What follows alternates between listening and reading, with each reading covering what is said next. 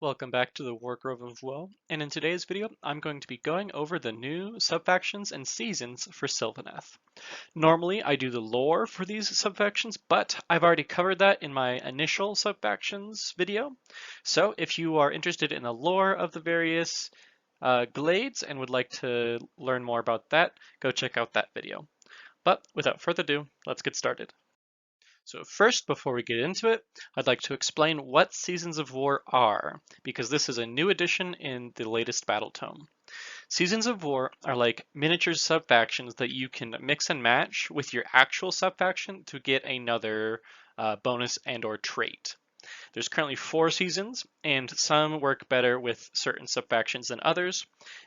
On the subfaction slide, I have listed what I think are the best seasons for this specific subfaction, but I would love to hear your comments and your ideas on how the subfactions line up in the comments below. The first season is the Burgeoning. Sylvaneth units wholly within 9 inches of a overgrown terrain feature or wildwood and did not charge have a 6-up ward. This is very good for your tar pit dryads and other larger entities that you want to keep alive a bit longer.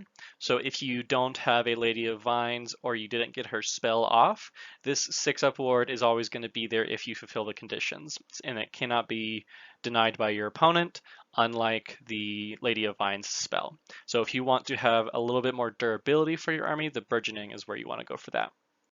The reaping is you add 3 inches to the range from which you can use Place of Power and from the Woodland Deep abilities.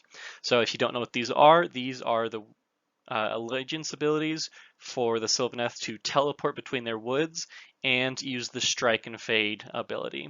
So this gives you a whole lot more flexibility for determining the range of how close you need to be to your specific wildwoods or overgrown terrain features, making it much easier to use. So if you want a more mobility focused subfaction slash army, add the reaping in there.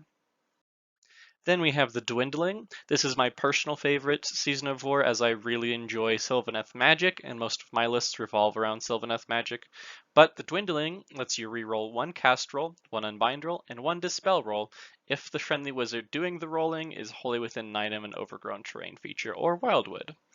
This is great to further cement the certainty of Sylvaneth casting, is you get a lot of different ways to make sure your casting goes off at least one spell. That combined with the Spell Singer and other abilities, Sylvaneth has some pretty consistent magic. Then we have Everdusk, a offensive based Season of War. You subtract 3 inches from the range of Place of Power and from the Woodland Depths, but you get an army-wide 6's explode if you are wholly within 6 inches of a wildwood. So this lets you get a little bit more offensive power, but you're losing some flexibility in your teleport shenanigans and strike and fade. So if you can handle that downside, then go with Everdusk. On to the actual subfactions. First up, we have Oakenbrow. Oakenbrow's army-wide ability is when you're determining the bracket for Tree Lord Ancient, and Durthu. You treat the number of wounds suffered as half of what they've actually suffered, rounding up. So it means they are going to stay at those higher brackets for longer, which specifically for Durthu is very good. So you can keep your guys in the fight for longer at top power. The best seasonal pairing, in my opinion, is the Burgeoning. That 6-up ward will really help your big, tough, mean tree lords and all of your big trees. Before we continue on, I'd like to give an extra special thanks to my Patreon supporters. You guys are amazing. I am forever grateful for what you do. And an extra special thanks to Nick Hoff. Now we have Ironbark. Ironbark's army-wide ability is a command ability where at the start of the enemy combat phase, if a unit was charged on a 2-up, you can deal D3 mortal wounds to the enemy unit that charged it. You can use this multiple times, but it cannot be used on the same enemy. So this subfaction is not really the best. I don't like it that much. It lets you kind of do a counter strike and soften up the enemy before they hit you, but compared to the other ones, I don't think it does nearly enough. And for the best seasonal pairing, any of them can work. Ironbark is just a little bit of a weird one for me. Then we have the Dreadwood. The Dreadwood's ability is once per battle, you can use the Walk the Hidden Path, that's the teleport for Sylvaneth, twice in the same turn, but one of the units must be a Spite Revenant unit. Additionally, once per battle, they can use Strike and Fade twice, but one of them must be Spite Revenants. This is very good. The only thing is the once per battle thing is a little bit rough to work around, but I understand why it's there. This subfaction wants to play with Spite Revenants, which I personally really like. I think Spite Revenants, after they've gotten their War Scroll update, are super powerful, and so taking a lot of them is understandable. The best seasonal pairing, in my opinion, is the Reaping. Onto my tied for my most favorite subfaction is gnarlroot. Once per turn, when you cast or unbind, wholly within 9 inches of an overgrown terrain feature or wildwood, you roll 3d6 and you take the highest or whichever ones you want, which tend to be the highest. The best seasonal pairing is the dwindling. The dwindling further stacks on that spellcasting of your gnarlroot army, which I think is the best.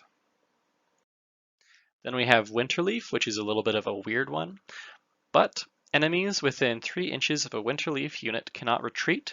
Additionally, if you pick Everdusk for your season, enemies cannot be teleported or otherwise removed from play to be set up later. So this is a good offensive, you're stuck in with me until one of us dies. It's a good way to force your opponent to think a little bit harder on if they really want to get this engagement because they won't be able to get out of it. So Winterleaf is an interesting one. I haven't personally ran it, but I can definitely see some good value coming from it. Then we have Harvest Boon. Harvest Boon's army-wide ability is a pre-game 12-inch move for Spite Revenant Lancers and Revenant Seekers.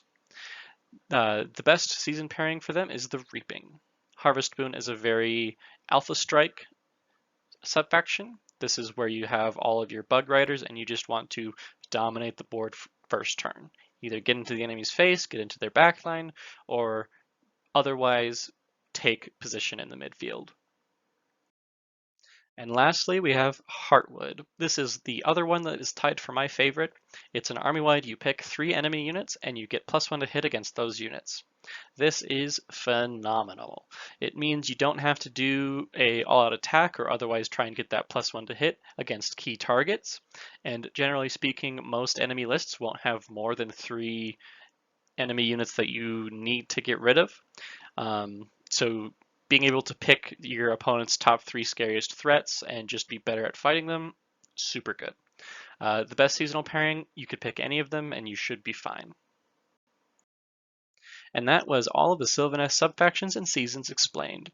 I personally am really happy with how the Sylvaneth new book has turned out, and these seasons are so cool. I love the little subfaction within a subfaction. It gives you a lot of flexibility and creativity with how you build your army. If you enjoyed this video, please leave a like or a comment, and if you want to see more of this type of content in the future, consider subscribing. This has been the Wardrobe of Woe, and I'll talk to you guys next time.